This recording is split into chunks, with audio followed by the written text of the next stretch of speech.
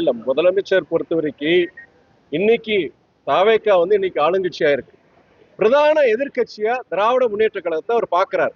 அதன் அடிப்படையில சொல்லியிருக்கிறார். நீங்க உடனே அதுக்குள்ள போய் ஒவ்வொரு வார்த்தைக்கும் குற்றம் கண்டுபிடிக்கிறது. இந்த ஆட்சி அமைஞ்சதுல அன்னையில இருந்தே நீங்க பொறுத்த வரைக்கும் அதாவது நாளொரு பொழுதும் ஒவ்வொரு ஒவ்வொரு ஒவ்வொரு மணி நேரத்துக்கும் அந்த ஆட்சி மேல குற்றச்சாட்டு வைக்கிறாங்க. குற்றச்சாட்டு வைங்க தவறு இல்லை. ஒரு குறைந்தபட்சம் ஒரு 6 மாசத்துக்கு 1 வருஷம் நீங்க கால அவகாசம் கொடுத்து நீங்க இன்னொன்னு நான் சொல்லிடுறேங்க. முதலமைச்சரா இருக்கட்டும், புதிய அமைச்சரா இருக்கும், எல்லாருமே செங்கோட்டை அண்ணனை தவிர இது எல்லாருமே அனுபவம் இல்லாம வந்தவங்க. அதிகாரிகள் இன்னைக்கு இடமாற்றம் பண்ணிட்டு இருக்க, டிரான்ஸ்போர்ட் நடந்துட்டு இருக்கு. என்னுடைய திருச்சி தொகுதியிலேயே மாவட்ட ஆட்சியரா இருக்கட்டும், மாநகராட்சி ஆணையரா இருக்கட்டும், காவல்துறை அதிகாரிகளா இருக்கட்டும், ஏன் இங்க கோவையில கூட எல்லாம் இன்னைக்கு டிரான்ஸ்போர்ட் நடந்துட்டு இருக்கு. புதிய அதிகாரிகள் வந்துட்டு இருக்கிறாங்க. இவங்க வந்து செஞ்சு கண்டிப்பா அதுக்குண்டான மாற்றங்கள் வர்றது கொஞ்சம் கால அவகாசம் தேவை. உடனே வந்து பண்ண முடியுங்கிறது ஒரு மேஜிக் மாதிரிலாம் பண்ண முடியாது. 100% குற்றம்